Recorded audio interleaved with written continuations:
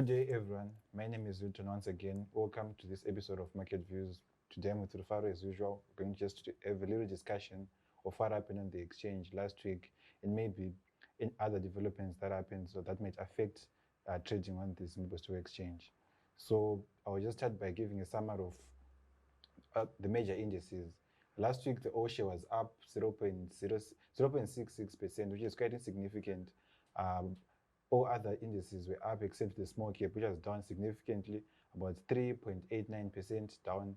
This has always been a trend. I think we've highlighted this in the past weeks that whenever you see the all share up, usually it's the small cap that's going down, or the top 10 and top 10 and small cap are inversely related.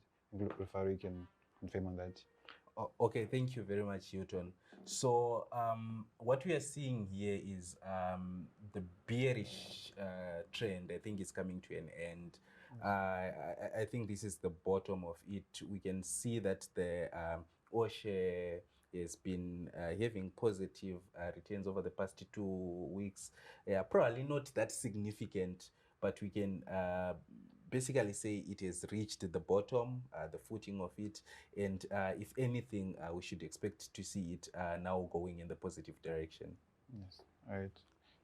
Thank you, Rufaro. Maybe just we're seeing a couple of counters now appearing on the top prices with Woodale, Tanganda, Getbacks, and Cape. I think it's quite interesting just to give us a little background of Tanganda. Tanganda came late on the market. So yes. It's coming now top 10, about top 5 year to date. We are seeing it now in a weekly as quite significant volumes of value traded. Can you just give us what might this be an indication of? Okay, yeah. So Tanganda is actually the second best performing counter on the exchange. It was unbundled, I think, sometime in February from Miko's, yes. And it has done significantly well. You remember I was one of the people who were bearish towards Tanganda, but it has proven me wrong. And I think it to some extent wasn't severely affected by the bear run that actually happened. It's one of the few big counters, blue chip counters, that was in the positive, even if when the market was going down, thereby yes. gaining significant market share. I think it's now in the top 10 biggest counters by value. Reports according to those who actually had an opportunity to go there to Tanganda is that they believe that the Tanganda that's now there is way different from the Tanganda that was pre the merger. So a lot of investments has been put into the infrastructure there, the tea processing. So yeah, it seems like it's a very good counter and it's performing very well. And you can actually see even in terms of the foreign purchases, Tanganda usually appears on the foreign purchases side. Even the foreigners are believing in the tea company. It's quite interesting to see such a counter, which is now one of our major counters on the exchange with foreign activities. Even though the market is going down in terms of foreign activity, Tanganda seems to be still going up. So maybe a couple of new listings or unbundlings might help the exchange. We never know. Yes, I think talking about value on the exchange, as usual, we would say we had Econet leading in terms of value, about a third of the trades on the exchange last week. The value was in Econet. And of course, we have our major indices there, but it's quite interesting to see that we had Truett's as part of our weekly top 10 in terms of value. Yeah, that was a surprise. Can you just give us maybe what's really happening in there? Is it anything significant or any intelligence you can get, and also on the other counters on the top 10 list? Okay, yeah. Well, the volumes overall in the recent week are increased, I think, by 27% compared to the previous week. So you can, like I mentioned, in a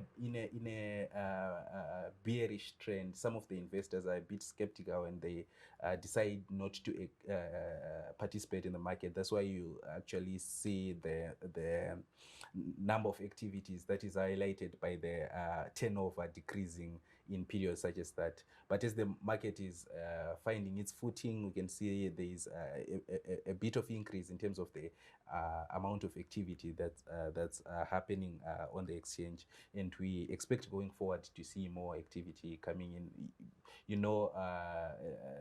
Suspension on lending was lifted, so yeah, going forward, I think we should get back to those numbers. All right. Thank you, Rufaro. And also, let's just a brief discussion. Last week, we saw the ministry giving us an SI 104. Yes. Can you just give a brief overview of what is in the SI, maybe subsections? Okay, so I think there are basically three pillars to this statutory instrument. The first one deals with prohibition of third parties. So there's been this word in the streets that the stock market is fueling the exchange rate. And one of the things which is believed to be part of that is that third parties are financing the buying and selling of equities on the stock market. So that has been prohibited. So if you, Tony, are going to buy shares via FinCEN, it has to be your account, your bank account, and your CSD account with your broker. Yes. You can't then have Rufaro deposit funds for you in the FinCEN trust account and directing them to buy shares. So what they are just trying to do here is to make sure that if you're buying shares, it's your bank account that's depositing the funds, and it's your bank account that's going to receive funds. So I think that's the first pillar. I think just to add on that point, I think this mainly will affect the dealing firms and also individuals, mainly our retail traders, where we use a platform like C-Trade and EcoCash. They ask for a number for each deposit. So maybe this is something we, as retail investor, have to worry at. Is the EcoCash you're using to deposit yours before the securities dealing firm gives your name to the FIUSA in the SI. Yeah. So with ZSC Direct, I'd had them a couple of times highlighting that make sure that if you're depositing using your EcoCash. Yes. For bank, there's no way you can do that. Yes. But for EcoCash specifically. Yes. So now, in terms of a stockbroking, once they receive funds from an account that's not in there, they'll have to report that to the Financial Intelligence Unit. And the other thing talks about the powers of the Securities Exchange. This is mainly to do with brokers, like they can call and say, can you please show us audited reports, blah, blah. Yes. Then the third one, which I think is the most important and affects almost anybody in the marketplace, is the transactional costs. Yes. So the transactional costs increased from around 5%, they are now about 7%. The major thing increasing there is the capital gains withholdings tax when you are selling your shares held for less than 270 days. So it's now 4% from 2%. And we just say from 2%, but last year, before the budget restrictions, it was 1%, which increased to 2% and now to 4% within a year. So you can just see the severity, and which impedes trading on the market, really, because 7%, 7% round trip costs, that means buying and selling, that's quite significant. And I think it really goes against what they are trying to do, because what they are trying to do is to dissuade speculative investing on the stock market, which is causing volatility. But Hilton, if you want to make a real return, forget inflation. You just want to make sure that you make a return.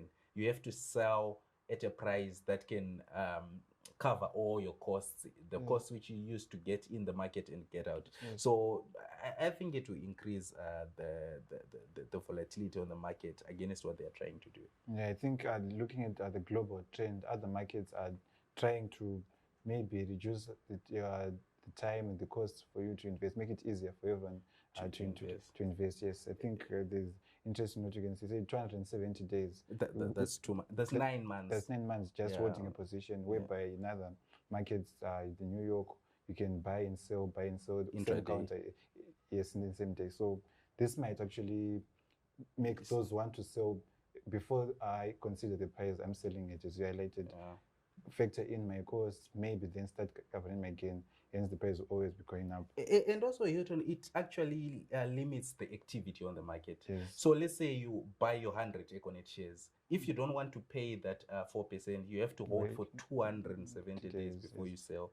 So if I come into the market, I want those shares. They are basically exactly. Which just makes everything complicated. I think it's something to watch out at, but also from what you said earlier, the market is looking like it's going to go up from now on going forward. So let's look out for this. Are people really going to wait for 270 days, or they'll just factor in the cost and sell the positions? I think this brings us to the end of our show. Thank you everyone for watching. Please share, like, and subscribe. See you next time. Enjoy the rest of your week.